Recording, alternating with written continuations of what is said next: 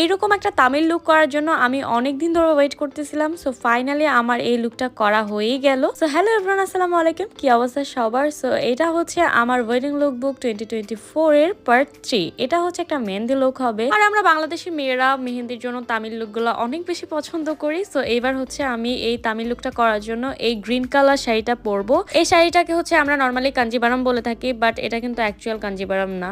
So যাই হোক, এই শাড়িটা আমাকে অনেকেই জিজ্ঞাসা করবা যে শাড়িটা আমি কোথা থেকে নিছি। অ্যাকচুয়ালি আমি জানি না শাড়িটা কোথা থেকে নেওয়া হয়েছে। এটা অ্যাকচুয়ালি আমি আর বেস্ট ফ্রেন্ড থেকে আমি মেরে দিছি। বাট তোমরা এই টাইপের শাড়ি অনেক অ্যাভেলেবেল পাওয়া যাবা, যে কোনো জায়গায় পেয়ে যাবা। তো আমি শাড়ি পরে চলে আসছি। দেখো কোনো রকমের মেকআপ ছাড়াও শাড়িটা কতটা বেশি ভালো লাগতেছে, কতটা সুন্দর করে ফুটে আছে। আর হচ্ছে তামিল লুকের মধ্যে ওরা এইভাবেই হচ্ছে কুচি করে শাড়িটা পরে। সো আমি ওই সেম টাইপের করে শাড়িটা পরছি।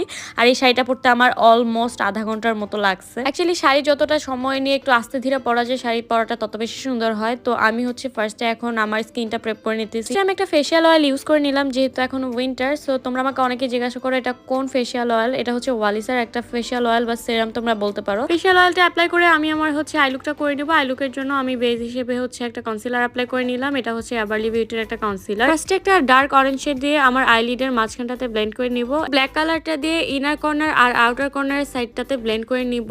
ফার্স্টে দুই সাইডে হচ্ছে আমি ব্লেন্ড করার পরে এইটাকে হচ্ছে আস্তে আস্তে ব্লেন্ড করতে করতে মিডলের সাইডটাতে নিয়ে আসবো। এরপর ফিঙ্গারে অল্প একটু কনসিলার নিয়ে আমি যেই সাইডটাতে হচ্ছে কোনো রকমের শ্যাডো অ্যাপ্লাই করে নিই, ওই সাইডটাতে হচ্ছে আমি ভালো করে ব্লেন্ড করে দিব। এখানে একটা গোল্ডেন কালার শিমার আমার ফিঙ্গার দিয়ে ওই সাইডটাতে হচ্ছে অ্যাপ্লাই করে নিতেছি। একদমই গোল্ডেন কিন্তু এটা। শিমারটা অ্যাপ্লাই করে আমি হচ্ছে যে ব্রাশটা দিয়ে আমার ব্ল্যাক কালার শ্যাডোটা ভালো করে ব্লেন্ড করছিলাম, ওই ব্রাশটা দিয়ে হচ্ছে আমি একটু টাচ আপ করে নিতেছি। শিমারটার উপরে আমি সেম কালারের একটা গ্লিটার অ্যাপ্লাই করে নিতেছি, একদমই অল্প করে। তো আমার আই লুক মোটামুটি হাফ কমপ্লিট। এবার হচ্ছে আমার বেস মেকআপটা করে নিব। বেস মেকআপের জন্য আমি হচ্ছে একটা ফাউন্ডেশন অ্যাপ্লাই করে নিতেছি, একদমই আমার skin tone wise. Concealer apply করে আমি হচ্ছে একটা ক্রিম কন্ট্রোল ইউজ করে নিতেছি। এটা হচ্ছে ফকলার একটা ক্রিম কন্ট্রোল ছিল। মেকআপটাকে সেট করে আমি আইব্রোজ করে নিলাম। একটু হাইলাইটার অ্যাপ্লাই করে আমি আইলাইনার অ্যাপ্লাই করে নিতেছি। লাইনারের জন্য এখানে আমি কোনো উইংস টানি নাই, জাস্ট উইংস ছাড়া আমি একটা লাইনার করে নিছি। এরপরে হচ্ছে যেই সাইডটাতে আমার লাইনারটা শেষ হয়ে গেছিল, ঠিক ওই সাইডটাতে আমি ব্ল্যাক কালারটা দিয়ে ভালো করে ব্লেন্ড করে নিতেছি, যাতে কোনো হার্শ লাইন না থাকে। তো আমার একটা আই একদম কমপ্লিট। এবার হচ্ছে আমি আরেকটা আই করে নিব। এরপর চলে যাবো হচ্ছে ব্লাশে। আর ব্লাশের জন্য হচ্ছে আজকে আমি একটা অরেঞ্জ কালার শেড পিক করছি। আমার কাছে মনে হচ্ছে পিঙ্ক এটার সাথে বেশ একটা ভালো যাবে না। সো আমি অরেঞ্জ কালার একটা শেড দিয়ে ভালো করে ব্লাশটা দিয়ে নিলাম। লোয়ার লাইনে ফার্স্টে একটা ব্রাউন কালার শেড ব্লেন্ড করে, এরপরে ব্ল্যাক কালার একটা শেড ভালো করে ব্লেন্ড করে দিলাম। এরপর দিয়ে নেব হচ্ছে কাজল। এরপর সবগুলো কালারকে আমি একসাথে করে ব্লেন্ড করে দিলাম। আমার আই লুক হচ্ছে মোটামুটি কমপ্লিট। এবার হচ্ছে আমি একটা লেস পরে নিব। লেসটা আর হচ্ছে লেন্সটা আমি অফ ক্যামেরায় পরে নিছি। হাইলাইটারের জন্য একটা গোল্ডেন আর হোয়াইট শেড আমি মিক্স করে ইউজ করছি। এরপর চলে যাবো লিপস্টিকে। আমি ফার্স্টে ভাবছিলাম একটু রেড টাইপের লিপস্টিক দিব। তো ফার্স্টে আমি একটা রেড কালার শেড দিয়ে আমি লিপ লাইন করে নিছি। এরপর মাঝখানে আমি একটা লাইট কালার শেড অ্যাপ্লাই করছি, বাট এটা অ্যাপ্লাই করার পরে আমার কাছে বেশি একটা ভালো লাগে না। এরপরে হচ্ছে আমি এটা একটু চেঞ্জ করে ব্রাউন কালার শেডে নিয়ে আসছি, যেটা আমার কাছে ওইটার থেকে বেশি বেটার লাগছে।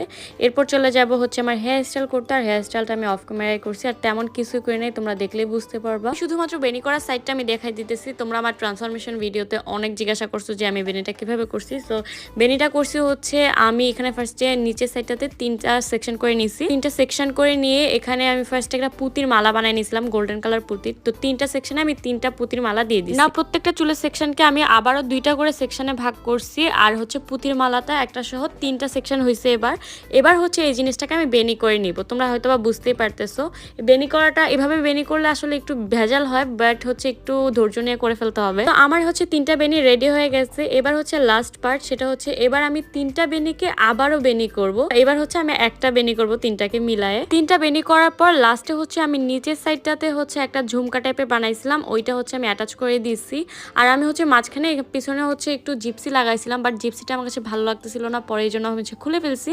এবার হচ্ছে আমি একটু জুয়েলারি টুয়েলারি পরে নিছি, একটু টিকলি, একটু সীতাহার, আর হচ্ছে নেক পিস, একটু কানের দুল। তো সবকিছু মিলে আমি জুয়েলারিগুলো পরছি। আমার অ্যাকচুয়ালি নথ পরার অনেক ইচ্ছা ছিল, বাট আমার কাছে ছিল না, এই জন্য হচ্ছে পরি নাই।